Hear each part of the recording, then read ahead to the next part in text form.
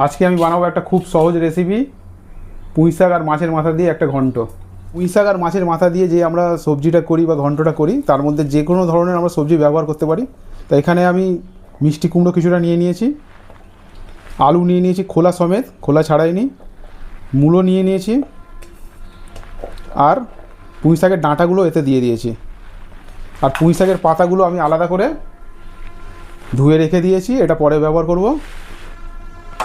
এতে আমরা বেগুন ব্যবহার করব, বেগুনটাকেও কেটে ধুয়ে রেখে দিয়েছি। একটা মিডিয়াম সাইজ ছোটো পেঁয়াজকে স্লাইস করে নিয়েছি। এতে আমি 4টে কাঁচা লঙ্কা আর 1 ইঞ্চ আদার ব্যবহার করেছি, যেটা আমরা পরে বেটে দেবো।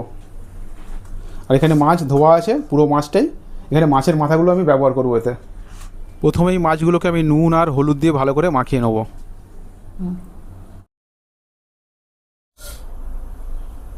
তেল আমাদের গরম হয়ে গেছে ভালোভাবে।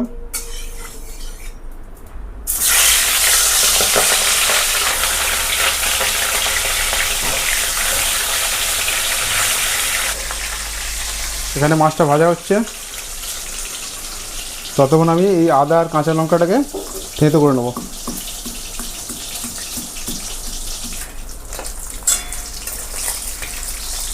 মাছটা কিন্তু একটু লাল লাল করে ভাজতে হবে।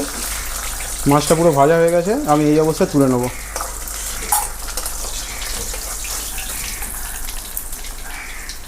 তেলটা গরমই আছে অলরেডি। এতে আমি 2টো শুকনো লঙ্কা, 2টো তেজপাতা দিয়ে দিলাম,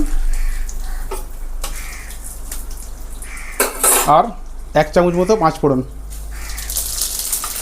পাঁচফোড়নটা একটু যখন ফাটতে শুরু করবে, তখন আমি আদা আর কাঁচা লঙ্কা যেটা বেটে রেখেছিলাম ওটা দিয়ে দেবো।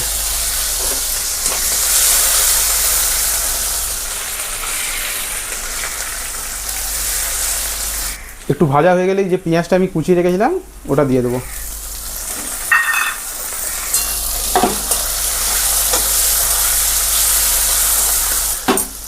পেঁয়াজটা এখানে কিন্তু খুব লাল করে ভাজা হবে না, সামান্য একটু নরম হয়ে যাবে।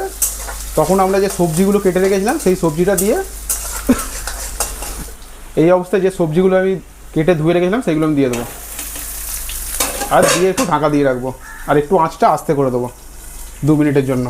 2-3 মিনিট হয়ে গেছে। এরপরে আমি একটু নাড়িয়ে দেবো এটাকে। অনেকেই দেখবেন ভেজে নেয়, সব সবজি আলাদা করে ভেজে নেয়।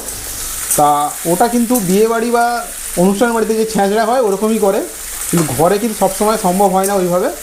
আর আমি সেই জন্য যেভাবে আমি বাড়িতে বানাই, খুব সহজে যেটা বানানো যাবে এবং খুব সুস্বাদু হবে, সেই প্রসেসটাই আপনাদের দেখাচ্ছি।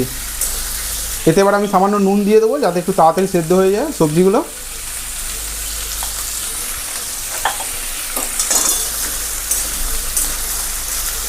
সব রেসিপি কিন্তু বাঙালিদের একটা ভিন্ন স্বাদের হয়, তাই সবেতে আমরা যদি রসুন, টমেটো বা এসব ব্যবহার করি, তাহলে সব কিছু রান্নার স্বাদই কিন্তু একই রকম লাগে। এতে কিন্তু মেন উপকরণ হচ্ছে পুঁই শাক এবং মাছের মাথা। সেই পুঁই শাক আর মাছের মাথাটা যাতে ভালোভাবে গন্ধটা পাওয়া যায়, এইভাবে একবার করে দেখবেন, খুব ভালো লাগবে। আর সবাই খেয়ে আপনার খুব সুখ্যাতি করবে। নাড়ানো হয়ে গেছে, আবার একটু ঢাকা দিয়ে দেবো। আরও 2 মিনিট হয়ে গেছে। এবার আমি ঢাকাটা খুলে কিছু গুঁড়ো মশলা দিয়ে দেবো। এই 1 চামচ মতো জিরে গুঁড়ো দিলাম, সামান্য একটু ঝাল লঙ্কা দিলাম, আর সামান্য হলুদ। হলুদ বেশি দেবেন না, তাহলে হলুদের একটু গন্ধ অন্যরকম ছাড়ে।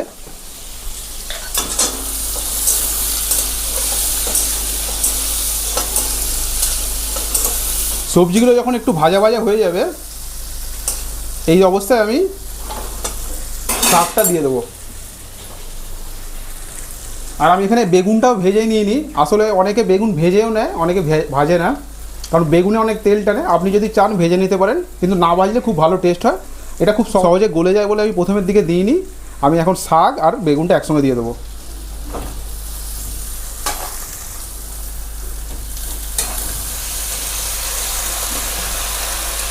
এই শাকের সঙ্গে আমি মাছের মাথা দুটো উপরে দিয়ে দিলাম। 5 মিনিট আমি এখানে ঢাকা দিয়ে রেখে দেবো, তারপরে এসে নাড়াবো। এইভাবে রেখে দিলে শাকটা জলও ছেড়ে দেবে, আর কুমড়ো আলু সব আস্তে আস্তে নরম হয়ে যাবে নিচের দিকে। এটা আমি আস্তে করে দিলাম। 5 মিনিট মতো হয়ে গেছে। এবারে দেখুন শাকগুলো নরম হয়ে গেছে উপরে, আর নিচের সবজিগুলোও সেদ্ধ হয়ে গেছে। মাছের মাথাগুলোকে একটু আমি ভেঙে দেবো খুন্তি দিয়ে, 4 টুকরো করে দিলাম।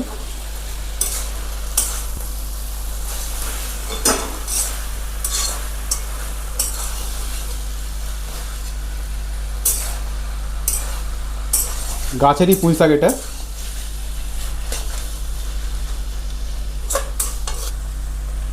শাক পুরো আমাদের রেডি হয়ে গেছে। এবারে সামান্য একটু চিনি দেবো আমি এতে। আপনারা যদি চান চিনি নাও দিতে পারেন, এই একটুখানি।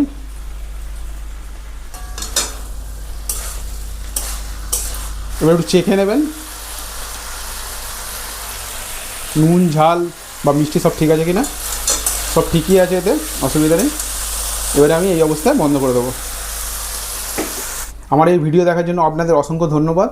আপনার যদি এই ভিডিও ভালো লাগে একটা লাইক করবেন, আর ভালো থাকবেন, ভালো রাখবেন। নমস্কার, ধন্যবাদ।